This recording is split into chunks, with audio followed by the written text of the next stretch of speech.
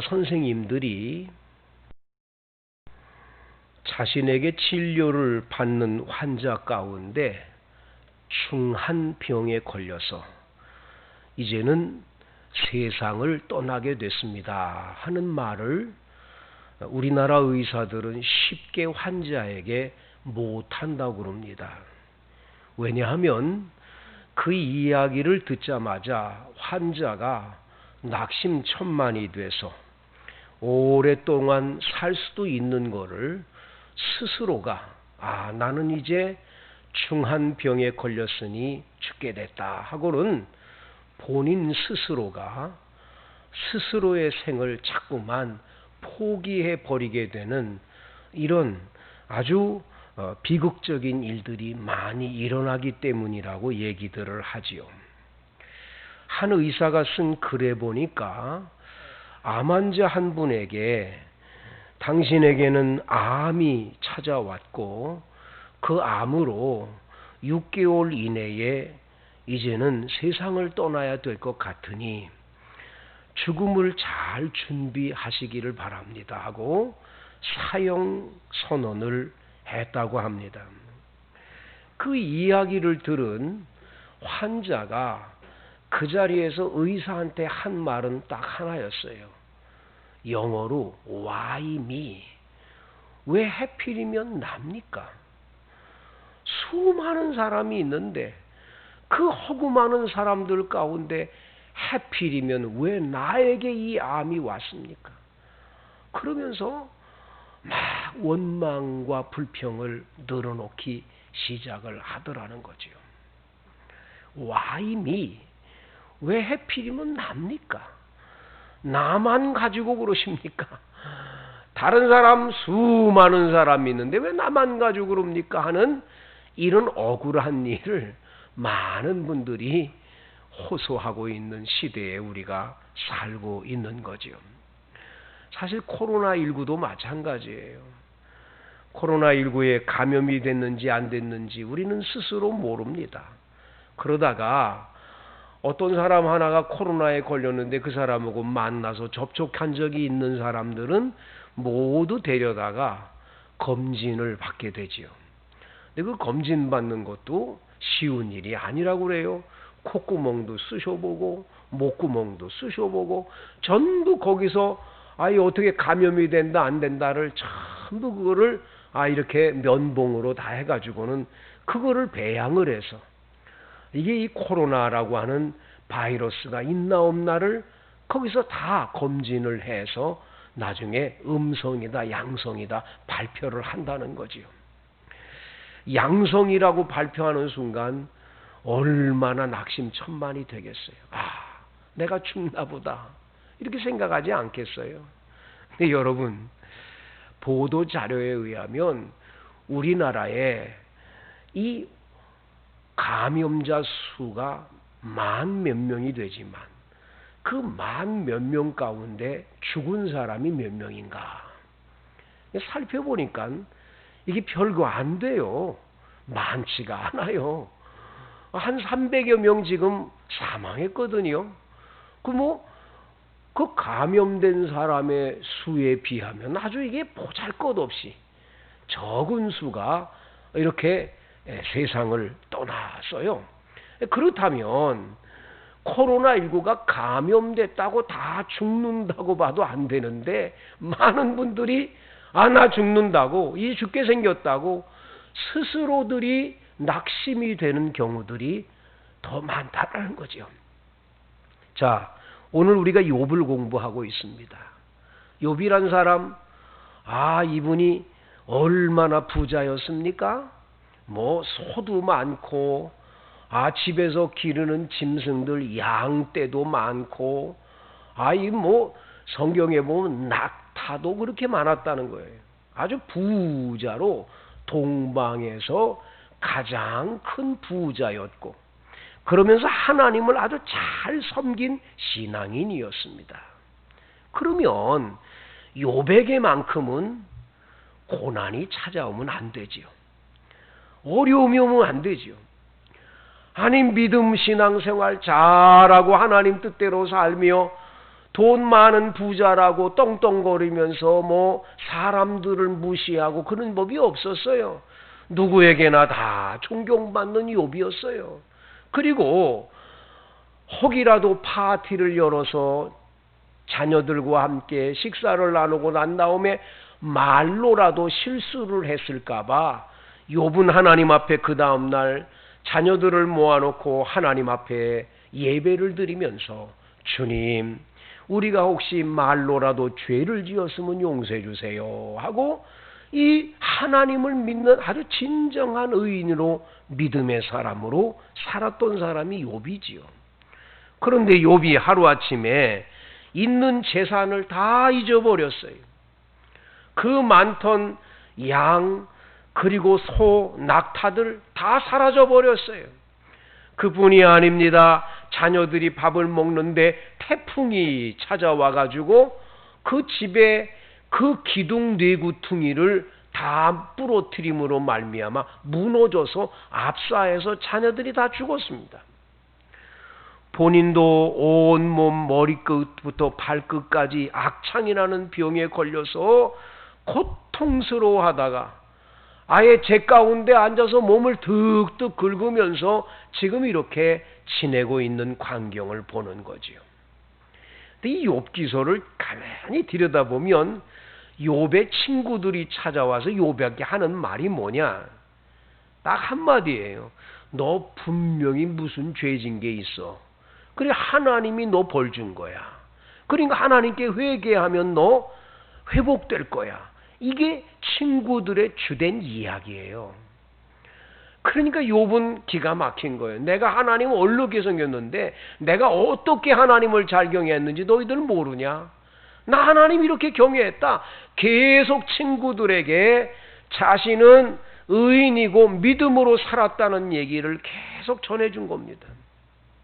그러면서 본인 자신은 하나님 앞에 떳떳한 사람이라고 내가 무슨 죄를 져서 매맞은 게 아니라고 이렇게 욥은 이야기하면서 하나님 왜 안 나타나 주시냐고 하나님이 나타나서 내 억울함을 풀어줘야 되지 않느냐고 이게 욥의 이야기예요.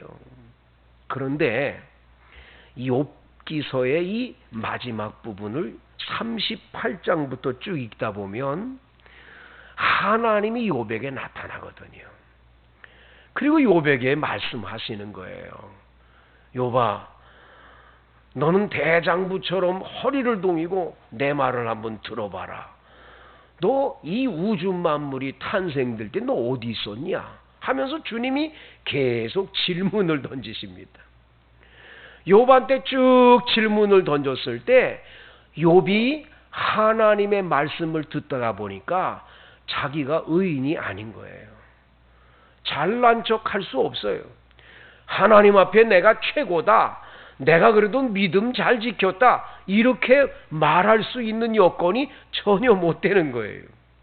하나님의 말씀을 듣고 보니까 본인 자신이 얼마나 초라한 인생인지 스스로 나중에 하나님 앞에서 알게 되는 거예요. 그래서 오늘 이 42장에 욥이 여호와께 대답합니다. 2절 주께서는 못하실 일이 없사오며 무슨 계획이든지 못 이루실 것이 없는 줄 아오니 하나님은 못하실 것이 없는 전지전능하신 하나님 아니세요? 그래서 우리는 전능하셔서 천지를 만드신 하나님을 내 아버지 하나님으로 믿고 있죠. 하나님 못할 거 없어요. 모든 걸 다 하실 수 있어요. 하나님 이건 할 수 있고 이건 못한다. 절대 그거 아닙니다. 하나님 다 하실 수 있습니다. 무슨 계획이든지 하나님 세워놓으신 계획 못 이루실 것이 없으세요. 반드시 이루십니다.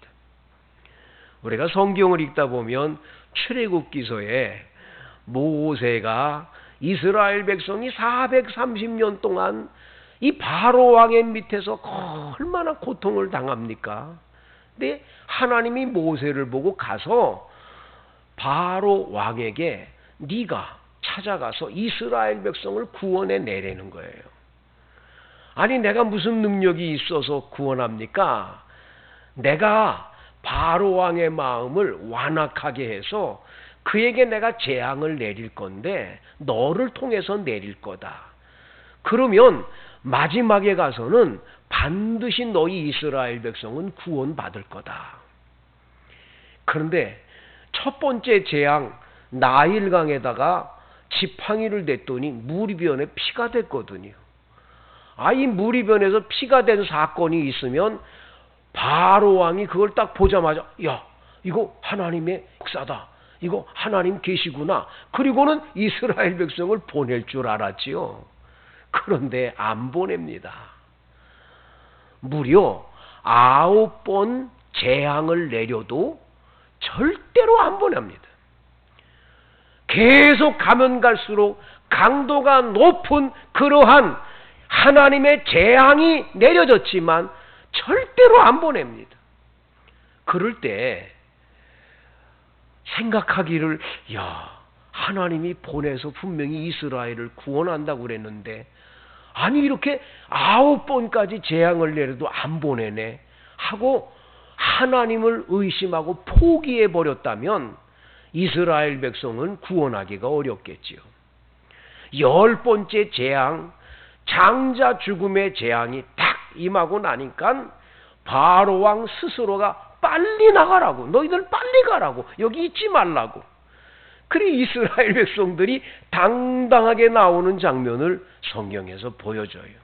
하나님이 계획한 일은 반드시 하나님이 이루시는 분이신 거예요. 그런데 못하실 일이 없으신 전능하신 하나님, 계획한 일은 반드시 이루시는 그 하나님 앞에서 욥이라고 하는 사람이 자기가 뭐 대단한 인간인 줄 알고 내가 무슨 죄 때문에 와임이 왜 날 가지고 이렇게 어려움을 줍니까? 나 죄 없는데 이렇게 말할 수 있는 사람이냐 말이죠. 오늘 본문에 욥은 말하지요. 무지한 말로 이치를 가리는 자가 누구이니까? 나는 깨닫지도 못한 일을 말하였고 스스로 알 수도 없고 헤아리기도 어려운 일을 말하였나이다. 이제 깨닫는 거예요. 어떻게 해서 깨닫습니까? 오늘 4절 말씀에 내가 말하겠사오니 주는 들으시고 내가 주께 묻겠사오니 주여 내게 알게 하옵소서. 내가 주께 대하여 귀로 듣기만 하였사오나 이제는 눈으로 주를 보나이다.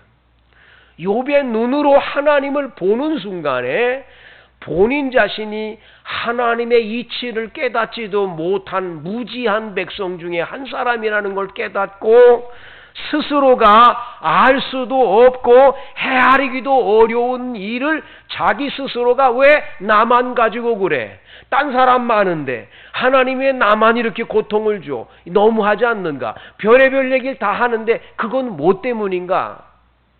결국은 본인 스스로가 몰라서 그런 거죠. 몰라서.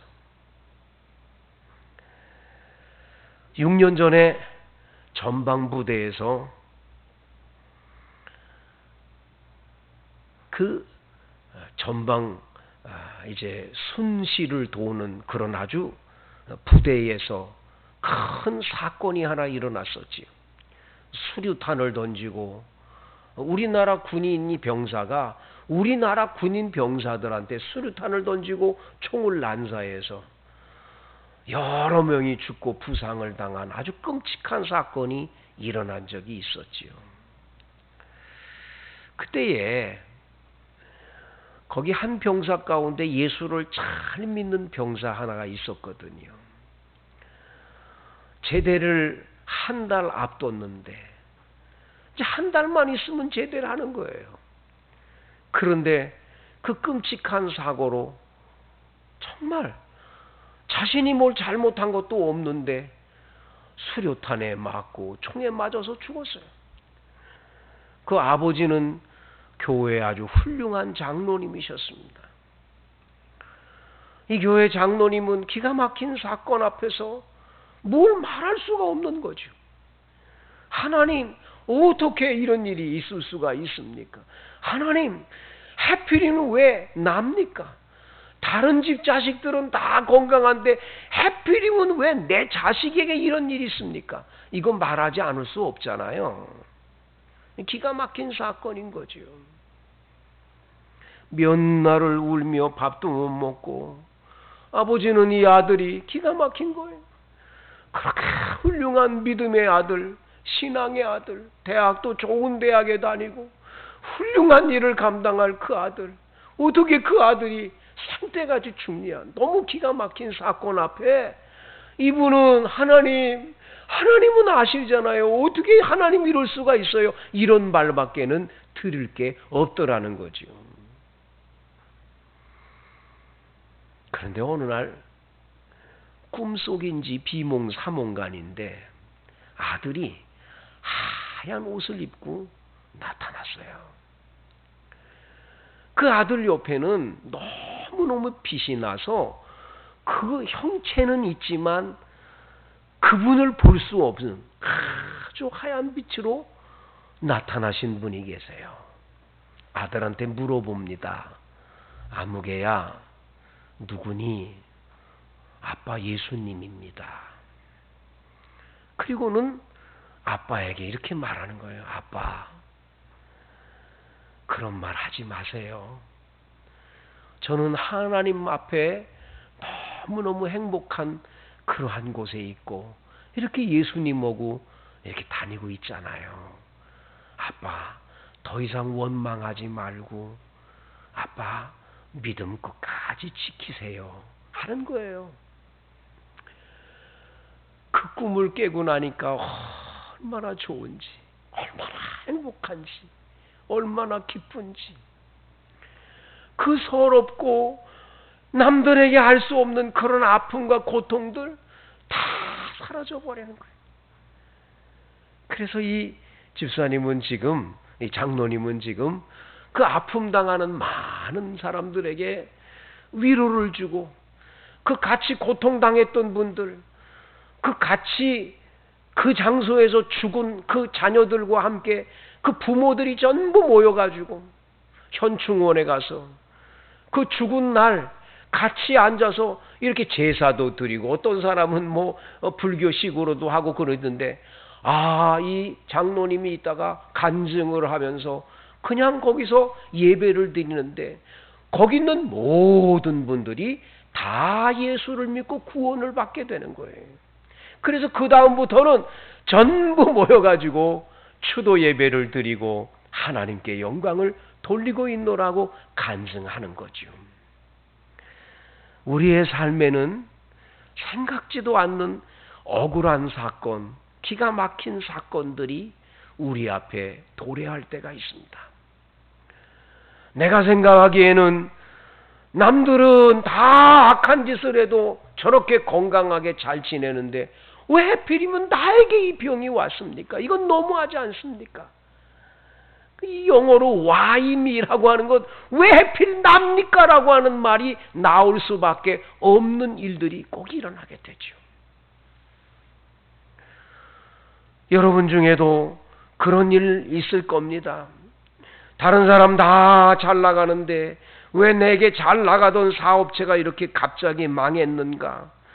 왜 사랑하는 자녀들이 내가 원하는 대로, 우리 아들, 딸들이 복된 길로 잘 갈 텐데 남들 자식들은 다 잘 되는데 왜 내 자식들은 이렇게 안 될까? 그러면서 왜 하필 나에게 이런 일이 벌어질까? 이런 고백을 드리는 경우들이 얼마나 많습니까? 오늘 욥은 자신이 당하는 고통에 대해서 분명히 원망 안 하고 하나님 어떻게 이러실 수가 있습니까? 그런 말 안 한 것 같은데 친구들과 대화 도중에 자기도 모르게 그걸 했던 거예요. 그래서 오늘 6절에 그러므로 내가 스스로 거두어 드리고 티끌과 제 가운데에서 회개하나이다. 회개하는 거예요. 회개. 왜 하필이면 납니까? 나는 이렇게 의롭게 살았는데 왜 하필이면 나예요? 이렇게 말했던 것이 얼마나 부끄러워지는지, 티끌 제 가운데 앉아서 회개하고 있는 장면을 보게 되는 거죠. 하나님을 제대로 만나고 나면 그분의 그 존귀와 영광의 위엄 앞에서 내가 얼마나 초라한 인생이며 죄 많은 인생인지가 나타나 보이게 돼 있습니다. 그러기에 우리는 평상시에 내가 신앙과 믿음으로 잘 살았는데 왜 하필이면 나에게 이런 고난이 오느냐고 원망할 것이 아니라는 거지요. 하나님은 그 고난 뒤에 반드시 숨겨놓은 은혜가 있을 줄로 믿습니다. 테니스 선수 가운데 아더 애쉬라고 하는 유명한 1960년대에서 70년대까지 테니스계를 주름잡는 굉장히 유명한 세계의 테니스계의 가장 유명한 선수 한 사람이 있었습니다. 흑인입니다. 근데 이 사람 너무 테니스를 잘해가지고 영국의 웸블던, 프랑스 오픈, 호주 오픈, 이거 다 세계를 우승을 하게 되면 이 사람 그랜드 슬램이라고 그러지 않습니까? 이 우승도 이거 몇 번씩이나 한 사람입니다. 대단한 그런 분이지요. 그런데 이분이 나중에 은퇴를 하고 난 다음에 테니스 이 해설자가 되고 어려운 사람 많이 돕고 좋은 일 많이 했는데 어느 날 테니스 이제 경기에 해설자로 가서 하다가 갑자기 쓰러졌어요. 심장에 큰 이상이 생긴 거예요. 심장 수술을 받았습니다. 근데 심장 수술을 받아서 살아났는데 그 수술을 받기 위해서 이 혈액을 갖다가 수혈을 하지 않습니까? 피를. 근데 이 피 수혈하는 곳에 에이즈 환자의 피가 들어간 거예요. 심장병에선 살아났는데 얼마 안 있다가 에이즈에 걸린 거예요. 기가 막힌 사건인 거죠. 세상에 이런 불행이 어디 있습니까? 그가 에이즈에 걸렸을 때에 전 세계의 팬들이 그에게 편지를 보냈는데 왜 하나님은 그같이 나쁜 병을 당신의 몸에 그렇게 투여했을까요? 하나님 살아계신 게 맞을까요? 이런 글을 써 보낸 거예요. 아더 애쉬는 이렇게 말합니다. 여러분들이 해필이면 왜 저냐고요? 저에게 에이즈라는 병이 왔냐고요? 하나님이 그걸 허락했다고요? 그거는 잘못된 생각입니다. 왜냐하면 세계의 테니스라고 하는 선수들이 얼마나 많은 줄 압니까?